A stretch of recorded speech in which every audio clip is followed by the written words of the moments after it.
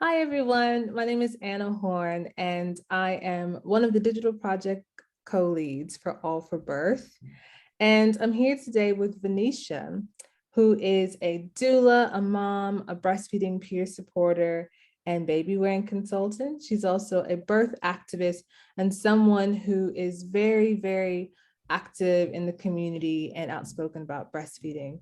So I'm so happy to have you here, Vanisha. How are you? I'm good, thank you. Thank you for having me. Yeah. So just so everyone know, it's a Sunday evening. We're kind of unwinding, trying to get kids to stay in bed. And we just wanted to, I really wanted to take some time to reflect this year on Black Breastfeeding Week. So for those who aren't aware, August is Breastfeeding Awareness Month, and the last week of the month, from the 25th to the 31st, is Black Breastfeeding Week. And so I think it's important that, I think there's a lot of work that goes into the front end of promoting and engaging with Black Breastfeeding Week, but we rarely kind of have conversations about reflection. So I'm glad that Vanisha is taking some time out today to reflect with me. Yeah, can I just start with, how did you celebrate Black Breastfeeding Week this year? This year didn't do that much celebrating, um, mainly because I've been quite reflective in general for most of this year, about practices and some of the activism that I've been doing. I think the last couple of years I've been more vocal about calling out, and I will say calling out um, peer supporters, lactation consultants, and organisations about their consistency, Mhm. continuity, and transparency. That's the Yeah. biggest one for me, transparency. So this year I thought, let's see if anyone's been listening to my big old mouth. So I actually did a post saying, like, next week's Black Breastfeeding Week, peer supporters, organisations, etc. We're watching you. We want to see how you're going to step up. We want to see what you got putting forward. We want to see, what you really think of Black Breastfeeding Week. Was that basically me Yeah. harassing you basically on a daily basis? So So why did you yeah, feel that was important?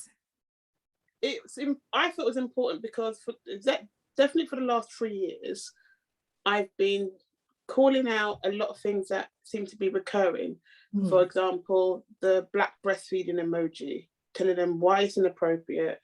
And just a lot of the time, especially in the last year, you've been seeing a lot more posts and imagery of black and brown people, but the imagery doesn't always correlate with the content, or it's usually attached to negative connotations of breastfeeding. And I said, we don't want to, we don't want to um, kind of the we don't want to reinforce negative stereotypes around black and brown people, and we want to, try to be more equitable and transparent and consistent. Mhm. We're not looking at tick boxes. We're not looking at doing this because someone's watching you. I want you to understand why something can be inappropriate, or, for want of a better phrase, harmful, Yeah. and why it's really important to do your due diligence, check the content, check the imagery. Is it relevant? Is it necessary? So I've been doing this for the last 2 or 3 years, and I just thought, you know what? If I'm not behind them, kind of calling them out, let me just sit back and see what's going to happen. Yeah. And anyone who knows me or doesn't know me, I am a breastfeeding mama. We hit our 2,000 days this year, which Oh, was congratulations. yeah, in July. Yeah. Fun. Uh, so that's what got me quite reflective. I'm like, Yeah. 2,000 days, damn, that's a long time. And thinking about how we got there and some of the hurdles we'd had. And then I started thinking about my peers that look like me and what hurdles they'd had, and some of the support that wasn't really support, and how they've been hindered in their journey. So that made me think, you know what, Phoenicia, let's see what's happening. Let's see if they even know it's Black Breastfeeding Week. Let's see if they've planned for Black Breastfeeding Week. Yeah. Because Yeah. I've noticed a lot of them have been copy and pasting posts, but didn't have anything original of their own. Yeah. So I didn't post much personally. I did repost other stuff, but I wanted to see authentically Mhm. who they were. Yeah. And that's why I personally didn't really, well, kind of celebrate it, but I didn't on social media celebrate. Yeah, I think, I think as a Black breastfeeding mama, just living your life, you're celebrating. Exactly. You're celebrating Black Breastfeeding Week. And much like you, I used it as time to be reflective as well. I think, Black Breastfeeding Week started 9 years ago in the US and has since been adopted and tailored to the UK context. And you always get this question around, well, why do we need it, particularly in the UK, when some of the data says that Black women are more likely to breastfeed. But different people have articulated why it's necessary, due to the lack of representation within breastfeeding support organizations, within Black women's lived experiences about the support that they receive. And so I've been kind of reflective as well, and just kind of noticed some different posts, because online is usually how we engage with these things. And I've kind of left with a big question of who is Black Breastfeeding Week for, do you think? Oh, I've been asked that a few times, and I said, well, it's kind of in the title. It's a bit like One Seal. Does what it says. Yeah. Black breasts. Yeah. Simple, done. But then you get but I said, no. And the problem sometimes is we, as Black people, sometimes feel we need to explain and justify why we need to have X, Y, Z. Mm-hmm. Well, and then you hear, what about White Breastfeeding Week? I said, listen, White Breastfeeding Week is 52 weeks a year. White Breastfeeding Week is easy, even during Black Breastfeeding Week. So step off, pull your neck in, let it go. Yeah. So I say it's for Black breasts. It's for people who want to celebrate and, well, breast chest, anyone who wants to celebrate and uplift the lived experiences, because that is really important to me. Talking about the lived experiences. Yeah. And the lived experiences, which is outside of the norm, like natural term weaning, tandem feeding, chest feeding, supplemental nursing, and all the other stuff, and like exclusively pumping. All of this is to be celebrated and uplifted. Yeah. But it can't be done without the education, and I mean fact-based education, not what your sisters, cousins, brothers, aunties, friends did and what worked for them. We want fact-based information, and the education cannot happen without the imagery. Yeah.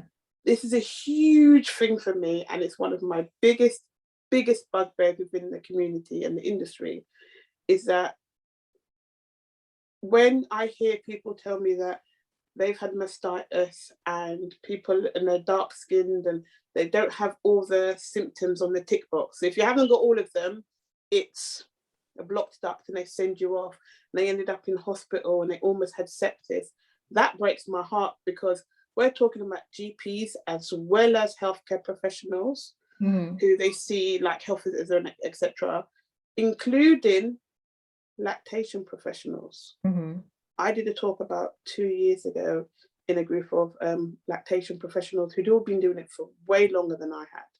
And I showed them two images. One was of mastitis on a light skin breast, and one was of nipple damage through thrush. And we're over 15 people in the room. I think one person knew what the thrush was because they'd seen that image before. Yeah. But nobody else did. And I'm like, hold on, you lot are all peer supporters and supervisors, and you don't even know what it looks like. Yeah. You don't even know that the pigmentation can change. Yeah. A lot of Black and brown people, when they have skin conditions, regardless of it being breastfeeding related, the pigmentation will change. Yeah, it looks different on brown. It looks completely different.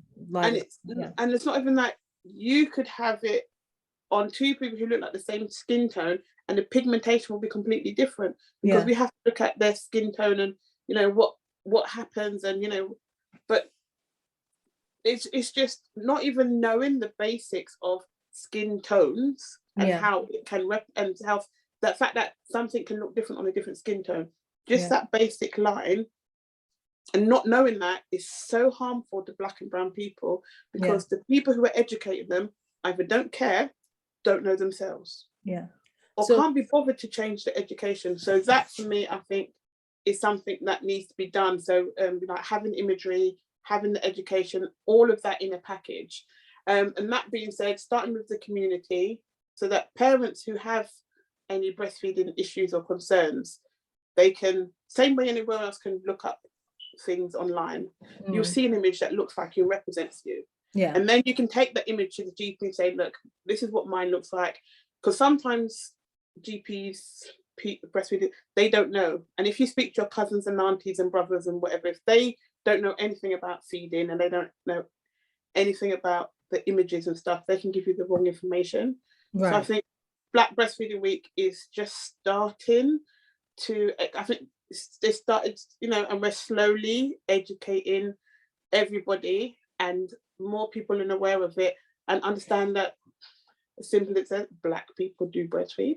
Yeah, exactly. That I know, and I know that sounds simple. So what I'm hearing from you is that for you, Black Breastfeeding Week is about the Black breast or the chest. So we're talking about issues concerning breastfeeders, mothers, breastfeeding, people who are breastfeeding or chest feeding.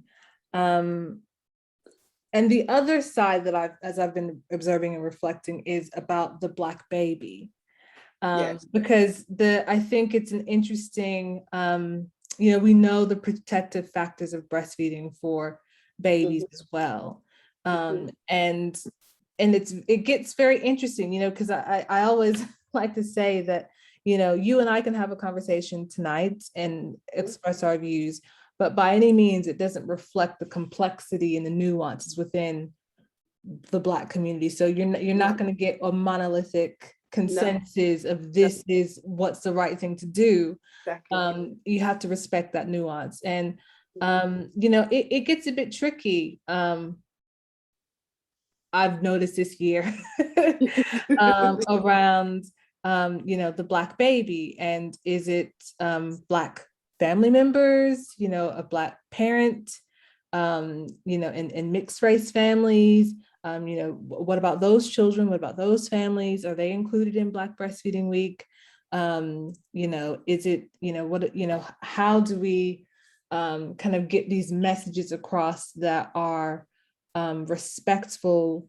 And I didn't come away, I don't know about you, I'd love to hear what you think, but I didn't come away with a clear answer about how to go about that. So what would you say for individuals, organizations who are trying or would like or think that they're kind of addressing the nuance? You know, how do you think people can go about it respectfully? First, read the room. Read the room. And also, if you're doing a post, imagery and text, that needs to, like I said about the image, we need to look at the image and text. And if you're not sure, don't just publish it. Check it with a person of color or two. And the thing around, see now, the reason I said Black breast is because most of the hardship is going to come from the breast, the lactating person. When we're looking at protective measures, that's when the family dyad comes into play and the baby comes into play. However, if there's, for example, like I said, like the mastitis being misdiagnosed as a blocked duct and sepsis, and then that's going to affect the baby. But the main problem isn't the transference from milk from the breast to the baby, it's the misdiagnosis of the brown breast. So the main point we need to concentrate on is the education. Because once everybody knows exactly who to call, who to signpost to, then there's less harm done to the feeding relationship, which has the parent and the baby involved. So that's why I say it's without the breast, baby doesn't come into play. However, when we start looking at mixed families, if it's Black Breastfeeding Week, you have to be sensitive, because posting a white breast with a mixed race child and then calling it a Black child is going to have some negative connotations for several reasons. One is that a lot of people think you're centering the white person in the Black person's struggle. Another one is you're denying the heritage of the baby, because that baby is now a Black baby. It's not a mixed race baby. So then it's like, okay, so how can you center the white person but deny the white element in the child? So this is why I said you have to read the room. So there's lots of, but like, and some said, oh, would you have a, I wouldn't have it's a different story if it was a Black breast and a mixed race baby. They're like, it's the same thing. If you don't understand the differences between those two things, you have no right to be posting any imagery or any content until you educate yourself. And because the family dyad is different from the struggles of the person. And the reason I say that it's two different things is the whole month of August is breastfeeding awareness. You can do all of those posts leading up to Black Breastfeeding Week. If you're posting about Breastfeeding Week and you want to put a mixed couple, do not call it Black Breastfeeding Week. This is what breastfeeding looks like. Or do you have, or if anything through breastfeeding and Black Breastfeeding Week, and you're posting that as kind of the model, you cannot have a white breast in that. You can, but you can do a story about Black Breastfeeding Week and do support and education and stuff and do the family. So because it's like I said, there's lots of tiny little nuances. Like I said, read the room. And look at what you're posting, look at what you're representing. And what you're trying to educate, because unless you're doing a whole backstory to the images, people are going to interpret it as it's put. So Black and brown people are marginalized, shut down, whitewashed, and sidelined so many times that on a week that should be celebrating the achievements, the struggles, the whole aspects of Black breastfeeding, anything outside of that may look a little bit like misrepresentation, or trying to get your foot in the door. I'm not saying white people can't celebrate Black Breastfeeding Week, but educate yourselves. Do not question Black and brown people. Do not argue with them, because their lived experiences, and also everybody has some form of emotional connection to their feeding journey. And if it's cut short, not through any fault of their own, but because of misdiagnosis, not being listened to or anything else, it's going to look a little bit like an extra slap in the face. It's going to be more harmful. So we have to be very careful. We're about to step into Black History Month, and I know a lot of Black and brown people are kind of like, because you're looking, thinking, what am I going to have to defend? And something that's supposed to be about education, celebration, and connectivity, you shouldn't be feeling like tense, or you're kind of waiting for the next one to drop. And I love that you mentioned that. Sorry for cutting off. I love that you mentioned, it shouldn't be a week of necessarily be a week of tension. That sometimes you go into these, whether it's Black Breastfeeding Week or Black History Month, you kind of have to go like ready to defend why it's needed. I saw, speaking of reflecting, I saw a lot of posts this year that for the first part of the week was just spent, it's Black Breastfeeding Week, and this is why it's needed. Yeah. Because you get that counter argument of, again, why don't we have white breastfeeding month or week? And you just explained how, the conversation around breastfeeding is typically very white centered. It is. So I love what you said. And I think, particularly for individuals, organizations who want to participate and celebrate and support Black Breastfeeding Week, what I've been reflecting on this year is, like you said, it is about reading the room. And I don't necessarily expect everyone outside of the Black community to understand all of the nuance. No. Because Black people within the community don't even agree. Yes. You're posting things online which have a global audience. And sometimes if you're reposting things from different parts of the world, it changes, within the context. I see a lot of images from the US kind of reposted, in the UK context. And it's a different kind of history, a different relationship. One thing for me, for example, and I'm going out on a limb here, is, when I think of, so my child is, mixed race, but when I see, when I think of the relationship, I think of a Black child, that I'm feeding a Black child, and I'm raising a Black child, and I come from that perspective.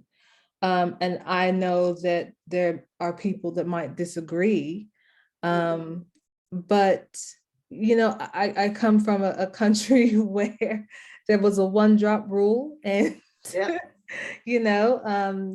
people acknowledge you as Black. Doesn't matter what you're, necessarily what your parentage is. No one called Barack Obama the first mixed race president.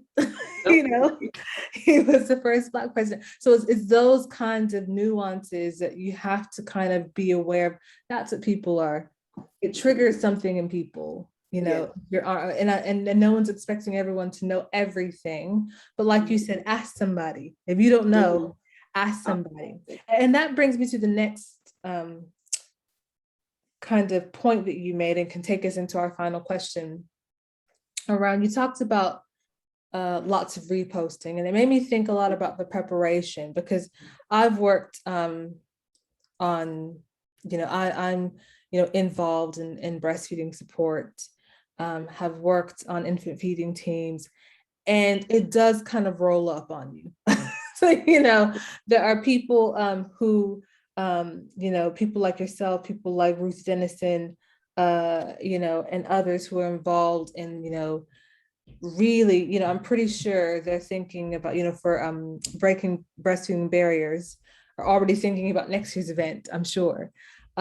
And you have some individuals and organizations where it feels like a scramble to get something out there and to get something together. So there's not an opportunity to put much thought into it. So, I just wanted to ask you, how do you think we should engage with Black Breastfeeding Week? I'll answer that. I just want to get back, just because you're talking about the organizations. Yeah. I'm going to call it as I see it. It's a cop-out. They have social media teams. They know it's breastfeeding. So it's laziness, and it's a cop-out, because they can, it doesn't change. We don't change it around the year, when Black History Month is.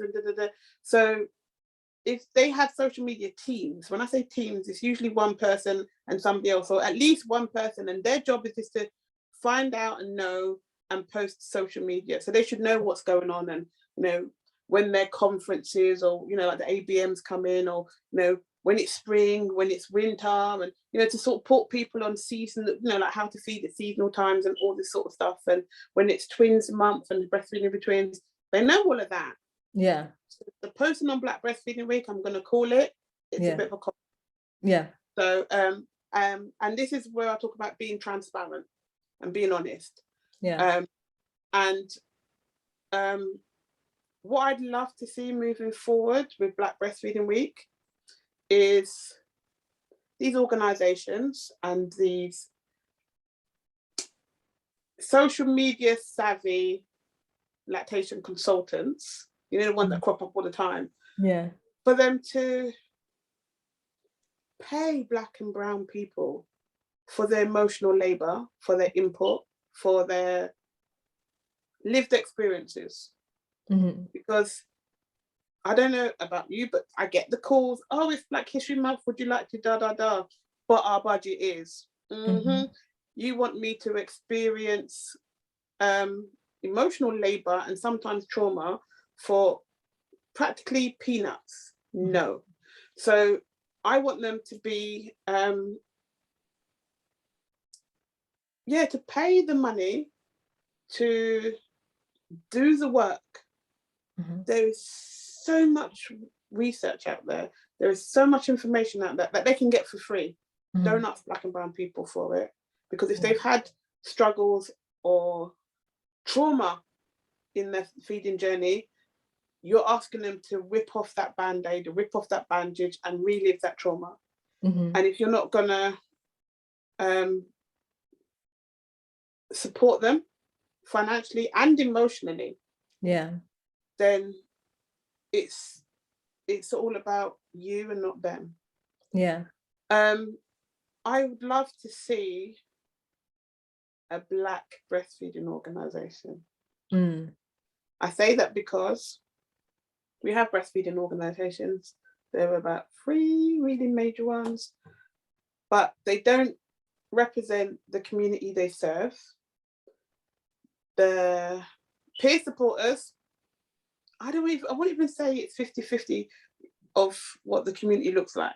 No, 50% is the community. And I'm not just talking about Black people, I'm talking about brown and East European, people speak different languages. It's very white, middle class looking centered. I think it needs to start from the top down. And until they do the work, our babies are suffering. Our lactating parents are suffering and struggling. So sometimes we just have to step up. And that's what I'd love to see. I'd love to see in the community more information and sharing. I'd love to see Black and brown peer supporters uplifting other Black and brown peer supporters. And I mean, doing the work, we do it. But I agree. A lot more work, sharing stories, sharing knowledge, even if there was a safe space to do all of this sharing and information. And there's an amazing breastfeeding group on Facebook, but it's Black breastfeeding, and it's all like fact-based, and they don't mess, and they're like, we don't talk about none of this nonsense, it's all fact-based, we're not sending anyone to the garden path. But I'd love to see one that is UK based. I'd love to see one that was UK based, supported by Black lactation consultants. I'd love for Black and brown lactation supporters to be uplifted and to be signposted to. But the whole lactation consultant avenue is like you have to be clinically trained and all of these sciences, and it's financially unviable for a lot of Black and brown people, because if you are trained in peer support and you have a vast knowledge and you're educating yourself, you can charge almost the same as a IBCLC. But just to get those letters, we're looking at thousands. So it's not financially viable. For example, if I can charge 40 quid for an hour, why am I going to spend £5,000 to charge 40 quid an hour? Make it make sense. So, IBCLC is kind of the gold standard, but it's also very clicky. Sorry, IBCLCs, call it as I see it. Very clicky. So the language and the way we talk about feeding support, I think, needs to change from the bottom up. Yeah. And then from the top down, and then we can meet somewhere in the middle. Yeah. I think that would be amazing. And that in itself would change the dynamics of breastfeeding, which will change the journey of Black Breastfeeding Week. So instead of looking at Black Breastfeeding Week as a separate entity, it's part of the whole the whole situation, basically. Yeah, the breastfeeding, it's a part of the work that needs to be done to advocate and support for breastfeeding, to make it accessible, to make it a true option for people. I'm just kind of listening to what you're saying. You've touched on so many different points. And again, since we're reflecting, I think there's so many different moving parts here that need to come together, from breastfeeding organizations, from people, how you train to provide breastfeeding support, if that's through peer support, if that's through a breastfeeding counselor or an IBCLC, and the barriers within that for people. And then, sometimes Black people, we got to talk to each other and how we support each other in the community as well. And that's nothing for like other communities to poke their nose into, but it's a reminder that, okay, we need to have conversations with our aunties and cousins and grandmothers who, sometimes that's a part of the, and also respecting and acknowledging the painful history of breastfeeding for our community, understanding perhaps where people might be coming from, or how perspectives could have changed. Because I don't know about you, but when I think about my own breastfeeding experience, sometimes the barriers came from well-intending family members who just it's like didn't think that breastfeeding was a thing. that could be a whole 2-hour segment. I know. Yeah, you get to a certain age, you're like, that baby's still on the titty. I'm like, it's not a titty, it's a breast. And like, for example, I went into hospital with the bottles or the breast pads, and I was like, whatever works, baby's getting fed. But I would say that each, like, he latched on, no issues, no problems. And I have to be honest, this was a unicorn baby, because we had no issues, we had no breastfeeding problems, bar mastitis, but that's a different story. But no cracked nipples, no milk blurbs, everything else. So I've been really blessed. But I think some of that as well is down to, I had no preconceptions. When he was crying and fussing, I didn't stress, because I never had that, I really want to breastfeed, and this is really, because sometimes, don't mean this horribly, we can get in our own way. Because what we want and what we perceive it to be sometimes don't correlate. And we beat ourselves up so much that our whole body's tense and stressed. And I always say, if someone's coming to you for a warm hug or for a nice booby cuddle, they don't want to be hugging a tree. They want something soft, pliable. They want the oxytocin to flow. They want to feel loved. But if you're stressed, if you're both fractious, it's not going to work. It's not going to be pleasurable. It's not going to be comforting. So that is going to kind of get like into that vicious cycle of the baby's not latching on, but the baby's fussy, and so I say, just get up, walk out the room, go for a walk, chill, because if we're too much in our head, it's going to be more of a mental health issue than it probably needs to be. I'm not blaming anybody. Don't come shouting for me. I'm just going to throw you away. So, but I think we have to be realistic, and we have to let go, and sometimes grieve for the feeding journey that we thought we were going to have. Sounds a bit kind of, hypocritical, because I didn't plan to breastfeed and it just worked out. But that being said, you do get the well-meaning, after a year it turns into, dried milk. No, it's not powdered milk. It's not UHT.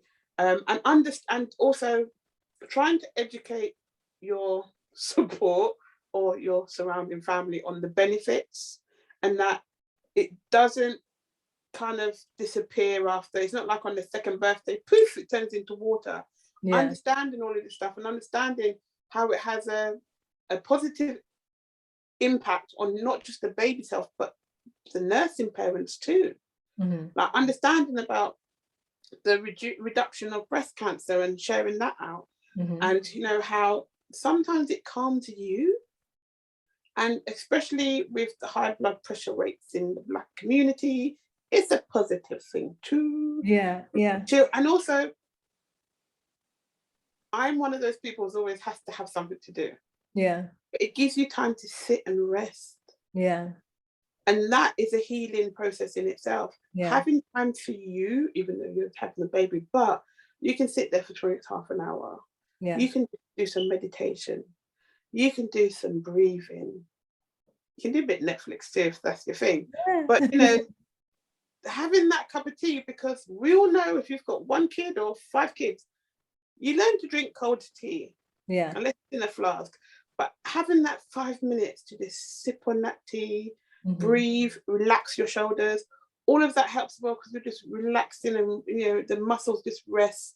Mm-hmm. And you know and all of that will actually, that sounds weird, aid your digestion too. People are like, what? I said, listen, if your whole body's you know, yeah.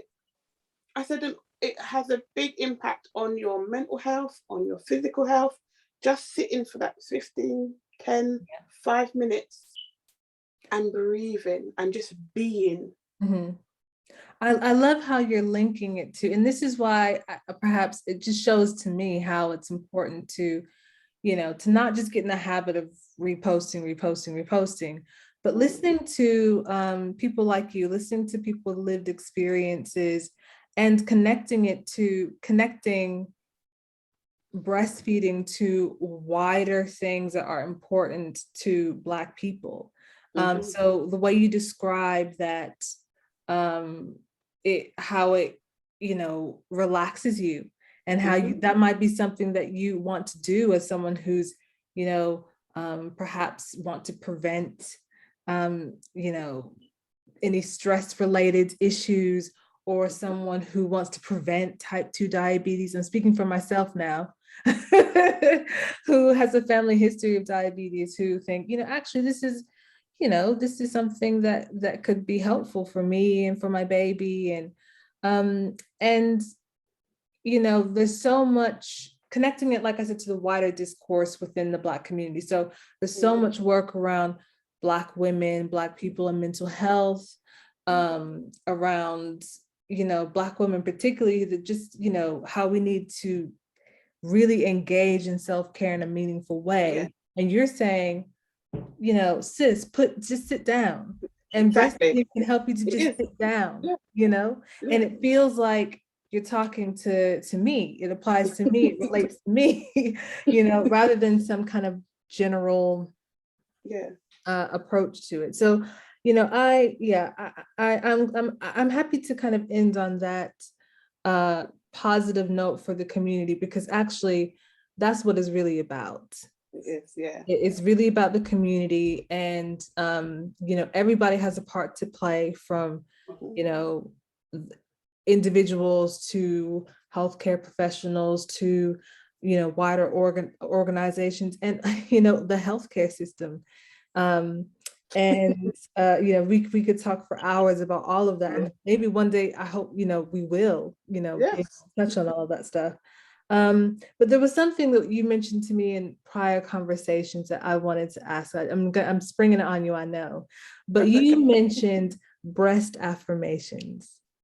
Yes. And I love that.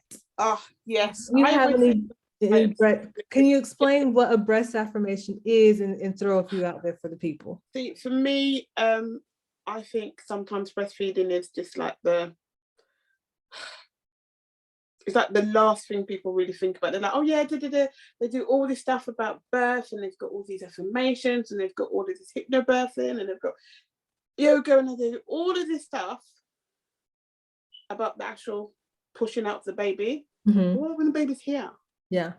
Breastfeeding doesn't feel nice for everybody. There were a few times I wanted to unlatch my child and throw him out the window.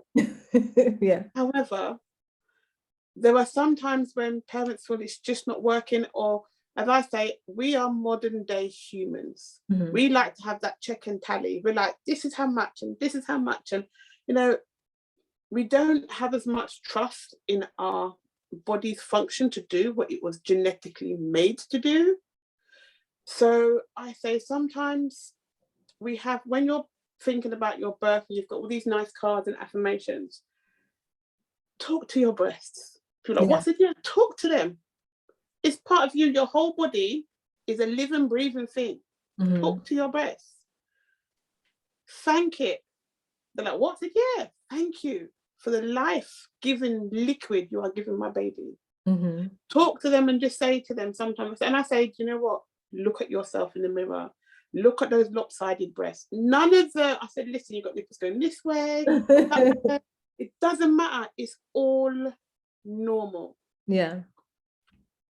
I always say, first of all, start off, touch them, feel them, educate yourself about what looks nice and what looks normal.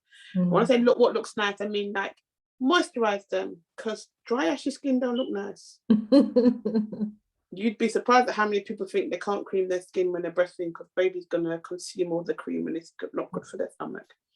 So you don't have to go all around the nipple. You can go around the breast. No, exactly. Yeah. But and while you are doing that, while you're moisturizing your skin, thank it. Yeah. Feel it and be like, oh, you know, they have to be, you know, like spiritual or any religious, but thank your body for being able to grow these lovely little milk ducts I can feel underneath there. Mm-hmm. Talk to them, say, listen, I see you growing, I see you filling, I can feel the milk flowing. Mm-hmm. Say to the breast as well, while you're feeding, or even when just before you're about to feed, tell them, you know, it's the same way you thank, you know, you do your thanks like food, you do your, it's the baby's food, give thanks. Yeah. You know, and if it's an abundant flow, just, you know, say that too. Thank you for the abundance. And if it's struggling, if you've got inverted nipples, or if you've got really fat nipples, you know, it's not a negative thing, because think of it as a plug and a socket. It's gonna fit. Yeah. Talk to it. Be joyful about it. I say you just make whatever you do. I usually say, generally, thank it for its. You know, like same as like, thank you for the milk that you provide my baby. My milk is filling my baby's tummy and making their tummy warm. Thank you for the antibodies and all the, you know, all the goodness. Thank you for the brain energized, you know, just play with it, be silly with it as well. Yeah. Be like, you know, oh, thank you for the poop juice. They're like, what? I said, yeah, man. Because when the baby, because that's one of the things people are concerned about. My baby ain't pooping. No, my baby, that breast milk, it gave my baby the nicest, biggest poo. Because that's what you're thankful for. A lot of people go, I said, no. Yeah. When that baby, yeah. That's what you're counting, isn't it? How many wet nappies, how many dirty nappies? So yeah, be thankful for it. And the thing is, the more you're thankful for it, and I say you're putting it out into the atmosphere and you're giving thanks and you're praising your body, you're praising yourself. That in itself is also going to boost your, I won't say self-confidence, but boost your confidence in being able to feed your baby, in being enough. You are enough. Yeah. These people that are talking about, oh, look at your tiny little titties, the baby's going to get too sick and be hungry. No. Yeah. Breast size is not an indication of your milk supply. Yeah. The same as expressing isn't the same. So understanding that whether you have one functioning breast or two small breasts, inverted nipples, you are enough. Yeah. You have enough. And just tell everybody else to just shush. Yeah. I got this. And that's it. Shh. You don't know anything. I got this. I can definitely see how everything that you went through with the birth affirmations, it all aligns with the physiology of breastfeeding, you know, even things like, you know, just for people who may not tap into the ritualistic spiritual side of the affirmations, that, you know, like you said, you know, moisturizing your breasts, massaging them, looking at them, then you'll know if there's a problem.